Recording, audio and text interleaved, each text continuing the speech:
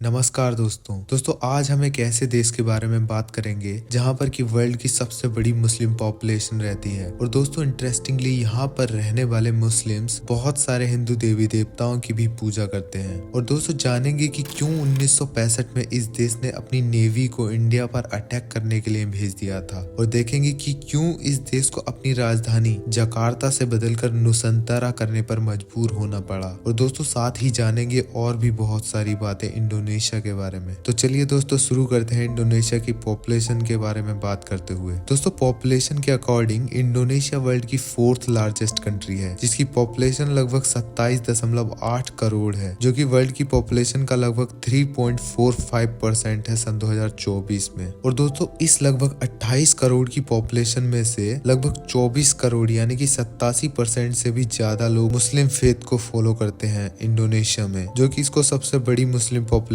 वाला देश भी बनाते हैं। लेकिन दोस्तों इंटरेस्टिंग बात यह है कि यहाँ के मुस्लिम भी हिंदू देवी देवताओं की पूजा करते हैं, और साथ ही हिंदू टेक्स्ट जैसे कि रामायण, गीता और महाभारत से भी काफी ज्यादा प्रभावित हैं। और इसके पीछे वजह यह है कि पिछले हजारों सालों से इंडिया के मर्चेंट्स या व्यापारी लोग इंडोनेशिया के साथ व्यापार करते रहे हैं, जो यहाँ से अपने साथ हिंदू ग्रंथों को और हिंदुइज्म को भी इंडोनेशिया लेकर गए, और इसका असर आज भी वहाँ के कल्चर पर दिखाई देता है। दोस्तों आपको ये जानकर हैरानी होगी कि इंडोनेशिया के जो सबसे बड़े लीडर थे सुकार्नो, उनका नाम महाभारत के एक कैरेक्टर कर्ण से प्रेरित है। यहाँ तक कि दोस्तों आपको इंडोनेशिया के 20,000 के करेंसी नोट पर भी गणेश जी की एक फोटो लगी देखने को मिल जाएगी। चलिए दोस्तों अब बात कर लेते हैं इंडोनेशिया की ज्योग्राफी के बारे में। दोस्तों इंडोनेशिया एक आर्किपेलागो कंट्री है, जो कि साउथ ईस्ट एशियन नेशन है, और ये 10 एशियान यानी कि association of south east Asian Nations में से एक है। और इंडोनेशिया इंडियन ओशन और पैसिफिक ओशन के बीच में सिचुएटेड है, जो कि 17,500 आइलैंड्स का एक ग्रुप है, और इसमें से 7,000 से भी ज्यादा आइलैंड ऐसे हैं जिन पर कोई ह्यूमन पॉपुलेशन नहीं रहती है। दोस्तों सुमात्रा, जावा, बाली, लोम्बोक, बोर्नियो इंडोनेशिया के कुछ इंपॉर्टेंट आइलैंड्स में से हैं। चलिए दोस्तों बात करते हैं इंडोनेशिया के वोल्केनोज की, जिनके लिए इंडोनेशिया काफी ज्यादा फेमस है। और अगर इंडोनेशिया को वोल्केनोज का देश कहा जाए तो ऐसा कहना गलत नहीं होगा, क्योंकि इंडोनेशिया में लगभग 125 टोटल वोल्केनोज हैं, जिनमें से कि 80 वोल्केनोज को एक्टिव वोल्केनोज माना जाता है, जिनमें कभी भी इरप्शन हो सकता है। दोस्तों मेरापी और सिनाबुंग इनमें सबसे ज्यादा एक्टिव वोल्केनोज माने जाते हैं, जिनमें से मेरापी में लास्ट ईयर विस्फोट होने के बाद से यह अभी तक इरप्ट कर रहा है, और सिनाबुंग 2015 से 2017 तक बहुत ही ज्यादा एक्टिव रहा था। इन दोनों ही वोल्केनोज की वजह से लाखों लोगों को अपना घर छोड़कर दूसरे शहरों में या फिर दूसरे आइलैंड पर जाना पड़ा था। चलिए दोस्तों अब बात कर लेते हैं इस वीडियो के सबसे इंटरेस्टिंग पॉइंट के बारे में, जो है कि क्यों इंडोनेशिया ने अपनी नेवी को ऑलमोस्ट इंडिया को अटैक करने के लिए भेज दिया था। दोस्तों वैसे तो हजारों साल से इंडिया के इंडोनेशिया के साथ बहुत ही अच्छे रिलेशंस रहे हैं, जिनमें कि दोनों देशों के बीच काफी बड़े स्तर पर चीजों को खरीदा और बेचा जाता था। इंडिया की तरफ से मसाले इंडोनेशिया को बेचे जाते थे, और इंडोनेशिया से कपड़े जो कि चाइना से आते थे सिल्क के बने हुए, और पाम को इंडिया को बेचा जाता था। लेकिन 1965 के इंडिया पाक वॉर के टाइम पर इंडोनेशिया ने बहुत ही प्रो पाकिस्तान रुख अपनाया था। दोस्तों इंडियन नेवी में 22 एडमिरल रहे GM हीरानंदानी अपनी किताब transition to triumph Indian navy 1965 to 1975 में बताते हैं कि 1959 से 1964 के बीच इंडोनेशिया की नेवल पावर बहुत ही तेजी से बढ़ी थी, क्योंकि इस टाइम पीरियड में इंडोनेशिया ने USSR से बहुत ही ज्यादा नेवल इक्विपमेंट खरीदा था। और दोस्तों इसी नेवल पावर का फायदा इंडोनेशिया 1965 के इंडिया पाक वॉर के टाइम पर उठाना चाहता था, इंडिया से अंडमान और निकोबार आइलैंड को छीनकर। दोस्तों सत्येंद्र सिंह अपनी किताब blueprint to blue water Indian navy 1951 to 65 में एडमिरल भास्कर सदाशिव सुमन के कमेंट को लिखते हैं, जिन्होंने इंडियन नेवी को हेड किया था 1965 वॉर के टाइम पर। सदाशिव सुमन कहते हैं कि उनके पास इंटेलिजेंस थी कराची में कुछ इंडोनेशियन शिप्स के होने के बारे में, लेकिन ये शिप्स किसी इंडियन फ्लीट या मेनलैंड इंडिया को टारगेट करने के लिए नहीं थी, बल्कि इनका मेन टारगेट था अंडमान एंड निकोबार आइलैंड को कैप्चर करना, क्योंकि इंडोनेशिया को ये बात बहुत अच्छी तरह से पता थी कि इन आइलैंड्स को इंडिया की तरफ से एक बहुत ही छोटी फोर्स प्रोटेक्ट करने में लगी है। लेकिन दोस्तों इंडोनेशियन शिप्स के कराची पहुंचने से पहले ही इंडिया और पाकिस्तान के बीच सीज फायर एग्रीमेंट हो चुका था, इसलिए इंडोनेशिया ऐसा कुछ नहीं कर पाया था और आने वाले कुछ सालों में सुकार्नो को अपना पद छोड़ना पड़ा और इंडोनेशिया में इकोनॉमिक क्राइसिस के चलते आने वाले टाइम में इंडिया और इंडोनेशिया के रिलेशंस में काफी इंप्रूवमेंट हुआ और 1974 से 77 के बीच में इंडिया और इंडोनेशिया के बीच अंडमान एंड निकोबार को लेकर मैरीटाइम बाउंड्री एग्रीमेंट भी साइन कर लिए गए। चलिए दोस्तों, अब बात कर लेते हैं सिंकिंग सिटी ऑफ इंडोनेशिया यानी कि जकार्ता की, जो कि फास्टेस्ट सिंकिंग सिटी भी है पूरे वर्ल्ड में। दोस्तों, इंडोनेशिया ने हाल ही में अपनी कैपिटल सिटी को जकार्ता से बदलकर नुसंतरा कर दिया है, क्योंकि जकार्ता बहुत ही तेजी से सिंक कर रहा है। और दोस्तों, जकार्ता जावा आइलैंड पर सिचुएटेड है, जो कि मोस्ट पॉपुलेटेड आइलैंड है इंडोनेशिया का, जबकि नुसंतरा को बसाया जा रहा है बोर्नियो आइलैंड पर। दोस्तों, जकार्ता के सिंक करने के पीछे कुछ इंपॉर्टेंट रीजंस को हम यहाँ पर देखेंगे, जैसे कि पहला है ग्राउंड वाटर एक्सट्रैक्शन। दोस्तों, जकार्ता कैपिटल सिटी होने के साथ साथ सबसे ज्यादा आबादी वाला शहर भी है इंडोनेशिया में, जिसकी वजह से यहाँ पर ग्राउंड वाटर एक्सट्रैक्शन भी काफी ज्यादा होता है। दोस्तों, पानी जो कि बेस प्रोवाइड करता है सॉइल को, और इसकी वजह से सॉइल स्टेबल बनी रहती है, लेकिन इतना ज्यादा पानी जमीन के नीचे से खींच लिए जाने की वजह से सरफेस नीचे से बेसलेस हो जाती है और नीचे को सिंक करने लगती है, और कुछ ऐसी ही सिचुएशंस आज जकार्ता को फेस करनी पड़ रही हैं। दोस्तों, अगला रीजन है construction of high rise buildings. जमीन के नीचे से तेजी से पानी निकाले जाने, बड़ी बड़ी buildings, enormous amount of traffic और इतनी बड़ी आबादी के वजन के मिले जुले रीजन्स की वजह से जकार्ता वर्ल्ड की फास्टेस्ट सिंकिंग सिटी बन गया है, जो कि लगभग 11 से 12 सेंटीमीटर पर ईयर के रेट से सिंक कर रहा है। लेकिन दोस्तों, सबसे इंटरेस्टिंग रीजन जकार्ता के सिंक होने के पीछे ये है कि 18th सेंचुरी में जब डच लोगों ने इंडोनेशिया को कोलोनाइज किया था, तब उन्होंने प्लांटेशन क्रॉप्स के लिए यहाँ पर लार्ज स्केल में डिफोरेस्टेशन किया, जिससे कि यहाँ पर काफी ज्यादा अमाउंट में सॉइल इरोजन हुआ और यहाँ से बहने वाली नदी किलीवुंग में सेडिमेंटेशन की प्रॉब्लम हो गई, जिसका मतलब है कि नदी में बहने वाली मिट्टी की मात्रा बढ़ गई, जिसकी वजह से इस नदी का डेल्टा कुछ ही सालों में काफी बड़ा हो गया और इसी के ऊपर जकार्ता शहर को बसाया गया। ये डेल्टा, जिसकी सॉइल अभी भी बहुत ही इमेच्योर है, इतने ज्यादा प्रेशर को सहन नहीं कर सकता, जिसका नतीजा है कि जकार्ता जमीन के अंदर को धंसने लगा है। इसके बावजूद भी लगभग 20 से 30 साल लगेंगे जकार्ता के सब्सिडेंस को रोकने के लिए। तो दोस्तों, ये थे इंडोनेशिया के बारे में कुछ बहुत ही ज्यादा इंटरेस्टिंग फैक्ट्स। दोस्तों, अगर आप लोगों को वीडियो अच्छी लगी हो तो वीडियो को लाइक और चैनल को सब्सक्राइब कर लीजिए और भी ऐसी इंटरेस्टिंग वीडियोस के लिए। धन्यवाद।